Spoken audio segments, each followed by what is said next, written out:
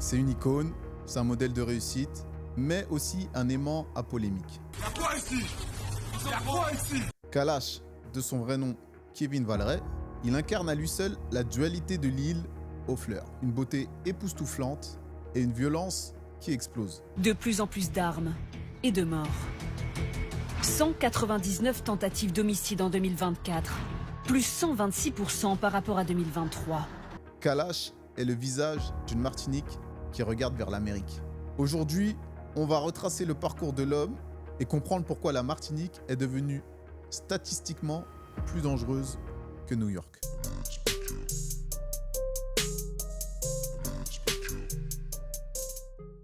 Salut à tous, bienvenue dans votre émission préférée. Avec vous, comme d'hab, DKR pour vous servir. Aujourd'hui, on va parler de Kalash et on va parler des Antilles et de la violence en général qui s'y passe, des problèmes. Restez branchés, c'est parti. Tout commence en 1988. Kevin, de son vrai nom, à la scène, c'est Kalash. Il naît à Strasbourg. Mais c'est en Martinique qu'il va se forger son identité.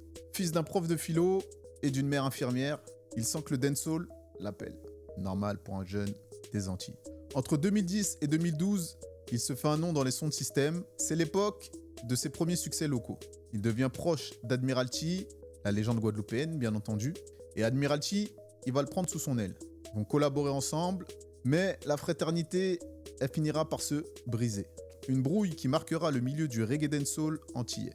Kalash, il mélange le créole et le français. Et du coup, grâce à ça, il va attirer l'œil de l'Hexagone. Il va commencer à multiplier les featuring avec les poids lourds du rap français, comme Booba ou Damso. Pour les Martiniquais, il représente celui qui a réussi à briser le plafond de verre de l'insularité. Kalash, c'est une dizaine d'albums et de mixtapes depuis le début de sa carrière. Il tourne autour de 3 à 4 millions d'auditeurs mensuels sur Spotify. C'est l'artiste caribéen le plus certifié en France.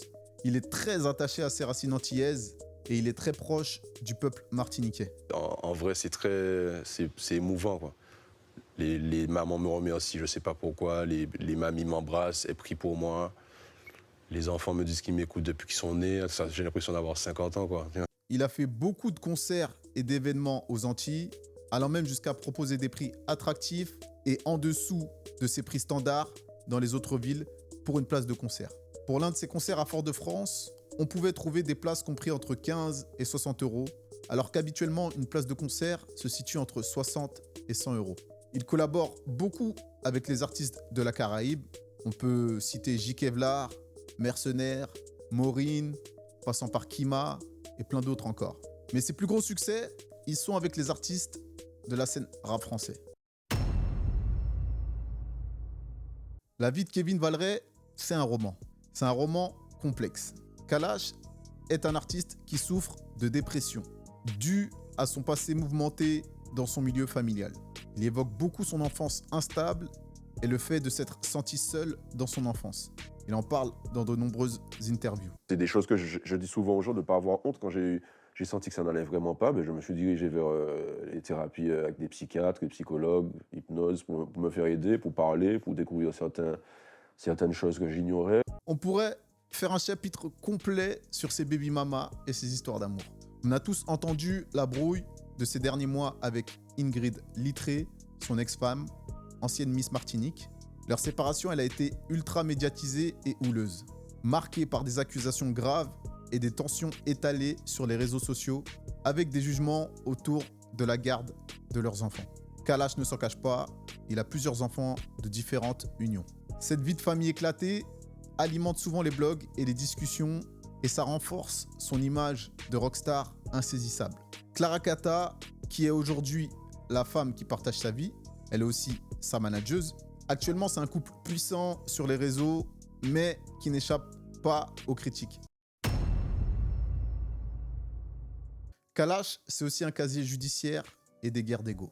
On va commencer par les arrestations. En 2014, pour une affaire de violence sur un policier. En 2016, pour une possession d'armes de catégorie B.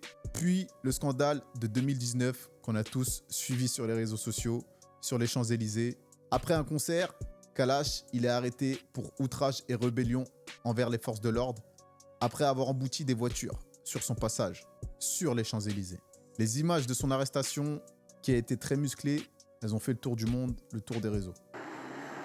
J'avais pas forcément les choix éditoriaux que je souhaitais avoir.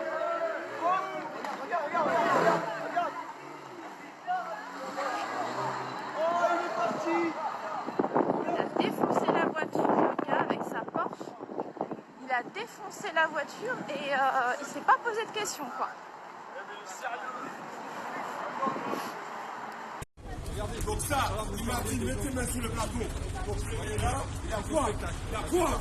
Il y a quoi ici là? Il y a quoi ici? Il y a quoi ici? Il y a quoi ici? Lâche-moi! Vas-y, lâche-moi toi!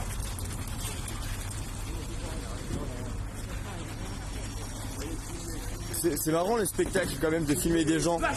C'est très excitant quand même, des gens qui... c'est vachement... C'est drôle. Laisse-les filmer, laisse-les filmer, laisse-les filmer. C'est drôle. Non, non, non. Les gens qui filment comme ça. Lâche-moi mon bras. Lâche-moi mon bras, salope là. Espèce de salope. Eh, ma montre, tiens, montre pas avec ça. Non. Eh, gros. Filmez pour BFM TV. Salope. Filme ces salopes. Là, je vous donne le code BFM TV là. Filme-moi ces salopes. Ouais. Filmez ces salopes. Allez, on envoie BFM TV tout de suite. On peut pas parler de Kalash sans évoquer la guerre avec Booba. Autrefois, ils étaient alliés, notamment sur le titre Rouge et Bleu, qui a été un très gros single, qui a même été single de Diamant. Les deux, à la suite de ça, ils sont devenus ennemis jurés. Booba, il l'attaque beaucoup sur sa vie privée, parlant de sa femme actuelle, du physique de sa femme actuelle, en parlant de ses problèmes avec ses baby mamas. Mais en fait, leur brouille, de base, elle est à cause du clipper de Booba qui est Chris Macari, enfin qui était Chris Macari, qui a réalisé beaucoup de clips pour Booba. Et Kalash aurait eu une brouille avec lui. Et du coup, Booba aurait pris la défense de Chris Macari. Et à la suite de cela, ils auraient coupé les ponts. Donc en fait, Kalash, Booba, ils n'arrêtent pas de se clasher, de s'envoyer des pics, etc. C'est une guerre sans fin. Booba, koke maman. Kwa pa nan loun li an bon da maman, ti makou men kouye. En route c'est man ka montre. Eli, je te montre une hauteur. Un type que tu es, ferme ta gueule.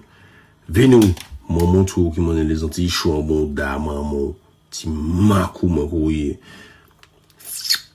Venou, mon montre en bay en bon da maman, ti makou men kouye. Eli, Yafa, Booba, koke maman, venou, mon montre en bay en bon da maman. Et cette guerre aussi, elle implique Gato d'Abato, donc le fidèle soldat de Booba. Donc il y a eu beaucoup de menaces des deux côtés et l'ambiance, elle était très électrique. Elle l'est toujours. J'ai d'ailleurs fait une vidéo sur Kalash et Gato, l'embrouille qu'ils ont eue, très chaude à un certain moment. Vous pouvez aller la checker sur notre chaîne, pour ceux qui n'ont pas suivi. Malgré le chaos, le business pour Kalash, il ne s'arrête jamais. En 2017, l'explosion du morceau Mwakamoon, qui sera single de Diamant en quelques mois, en feat avec Damso, va battre tous les records. C'est le morceau qui installe définitivement la Martinique sur la carte mondiale du streaming et propulse Kalash à un niveau mainstream. Un niveau jamais vu pour un artiste des Outre-mer. Kalash, c'est un entrepreneur. Il sait que la musique, elle est éphémère. Donc, il va investir.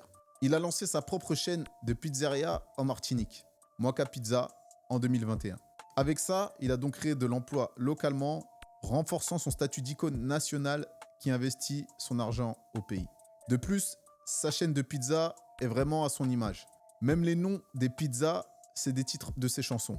Tu peux commander une Bad Gyal, tu peux commander une Gros Model ou une Salam. Ceux qui connaissent sa discographie connaissent ses morceaux. Franchement, c'est fou. Pendant que Kalash brille, son île, elle brûle. Les chiffres de 2024 et 2025 sont sans appel. Une Martinique qui s'enfonce dans une extrême violence. 28 personnes sont mortes sous les balles depuis le début de l'année. Des règlements de compte autour du narcotrafic ou des vols de bijoux. Et un marché des armes qui prend de l'ampleur. Des machines de guerre sont saisies, pouvant même percer les gilets pare-balles des forces de l'ordre. Près de 80% de ces armes proviennent des États-Unis en majeure partie, sinon de la petite Caraïbe, Sainte-Lucie ou la Dominique. Le taux d'homicide est vraiment alarmant, mais l'État français ne réagit pas. Avec environ 8,5 morts pour 100 000 habitants, la Martinique, elle a dépassé New York de très loin. À New York, on est à 4,6 morts pour 100 000 habitants. Donc ça place la Martinique au même niveau que Los Angeles ou que Dallas en termes de taux d'homicide. Je ne sais pas si vous vous rendez compte. On sait que Los Angeles et Dallas, c'est vraiment des villes très criminogènes. Et la Martinique, elle est au même niveau en termes de morts par habitant. Je vais même insister sur ce point pour que vous ayez conscience de la gravité. On va comparer ça aux villes les plus dangereuses en France, hexagonale. Marseille, très belle ville, mais on en entend souvent parler pour des faits divers. Du trafic de drogue et des règlements de compte. Vous savez quoi? Le taux d'homicide en 2025, il est de 2,8 pour 100 000 habitants, soit près de 6 points de moins que la Martinique avec ses 8,5. L'influence américaine, elle est partout en Martinique. Dans la musique comme dans la criminalité. Les armes de poing circulent comme jamais. Une partie de cette violence, elle peut s'expliquer par les conditions de vie. La vie chère, les produits de consommation à des prix exorbitants, le manque d'infrastructures, l'état déplorable des hôpitaux, le réseau d'eau lamentable, le manque d'emploi. Il y a beaucoup de soucis en Martinique. Tous ces facteurs jouent un rôle dans cette violence. Cependant, il faut reconnaître un goût pour la drogue et les armes de certains jeunes de l'île. Premier concert en Martinique, 76 impacts de balles au plafond. Ouais, je connais ce classique. Ouais. Tous mes gars là-bas, ils me le racontent à chaque fois. Ils ont ça tiré pendant... C'est exactement ça. C'était en mode Kingston, quoi. Ouais. Le guichet à l'entrée, il a duré peut-être 20 minutes. Ah ouais, les gens, ils sont juste rentrés. Après, les mecs, ils rentraient avec leur fusil à pompe. Ah ouais. Quand il arrive avec son fusil à pompe, tu ne demandes pas à ticket, s'il vous plaît. Ouais. Il a pris son kiosque. Allez hop. Ça tapait dans la tôle. Mais c'était lourd, hein. C'est mon meilleur concert c'est mon meilleur souvenir en termes d'énergie et tout. Hein. C'était à quelle période? T'avais joué quel son? Mais là, tu te dis, quand t'es sur scène, tu te dis, s'il y en a un qui a bu de la couille de tortue, là, à tout moment,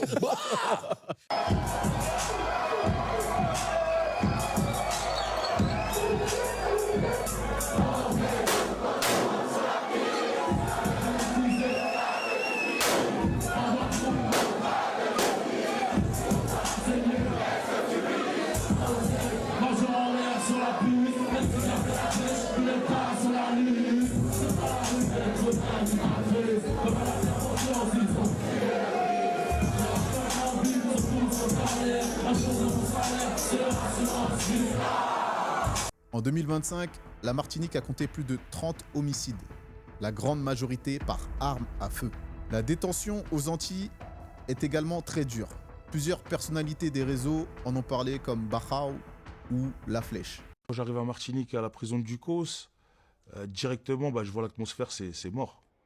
Et le matin, on a ouvert la première porte, j'ai senti l'odeur de la bœuf, j'ai écouté de la musique, il y avait des musiques dans toutes les cellules. J'entends que des gens crier « Ah, alors !» Des petites lames comme ça, ils mettent ça sur la grille de leur cellule, ils font « Arrivant !»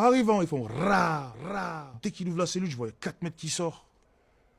4 mecs tatoués, des têtes de malades, déjà énervés, prêts à manger cru déjà. Et là, en fait, le surveillant le surveillant de la fouille, il me dit quoi? Il me dit... Hey, prends pas tête Jordan avec toi. Je dis, comment ça, prends pas tête Jordan? Tu racontes quoi, toi? Il m'a dit, hey, ici, c'est dangereux. On va te prendre tes chaussures. Je dis, quoi? J'ai dit, mais ramène-moi celui qui va prendre mes chaussures, là. Il m'a dit, hey, t'as pas compris, toi. T'es pas à Paris ici, on va te prendre tes chaussures. Sans se mettre en avant, Kalash, il s'est mobilisé en coulisses par différentes manières. Et il a même été reçu à l'Élysée par le conseiller des Outre-mer pour amener l'apaisement de la Martinique et tenter de trouver une avancée des négociations. On le verra proche de la population et également aux côtés d'une figure de cette révolte sociale qui est Rodrigue Petitot, dit le R. Malgré qu'il ne vit pas en Martinique, Kalash, il est très ancré dans son île et il fait rayonner la Martinique partout où il passe. Mais c'est comme partout, il a des détracteurs aussi en Martinique. Il ne peut pas faire l'unanimité, il y a aussi des gens qui ne l'aiment pas, donc ça, c'est normal. On ne fait jamais l'unanimité. Mais c'est quand même une grosse icône pour les Antillais, un gros espoir et une belle réussite sociale. Kalash, c'est un pur produit de cette Martinique. Père de famille investi, businessman respecté et figure locale forte. Il est tout ça à la fois. Merci à vous c'était les speakers. Comme d'hab, un plaisir de vous faire cette vidéo. N'oubliez pas de liker, de partager, de commenter. Dites-nous aussi ce que vous pensez du parcours de Kalash. Est-ce que c'est un exemple pour la jeunesse? Dites-nous aussi, est-ce que la Martinique restera l'île aux fleurs ou deviendra le petit Chicago, le petit Chirac des Caraïbes? En tout cas, une chose est sûre, c'est que Kalash, il restera la bande son de la Martinique. Merci à vous, c'était les speakers. Bye bye.